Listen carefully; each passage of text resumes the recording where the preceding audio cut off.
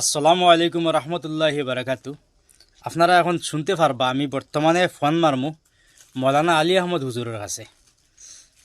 একটা জিনিস আমি জিকাইমু তানে, তাইন কিতা উত্তর দেন আপনারা তোরা মনোযোগ দিয়ে শুনবা। শোনার পরে যদি ভালো লাগে তো ভিডিওটা শেয়ার করে দিবা।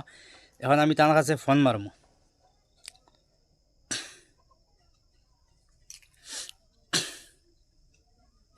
আসসালামু আলাইকুম হুজুর, আমি আর আরেকজনে নমাজের মাঝে আসলাম।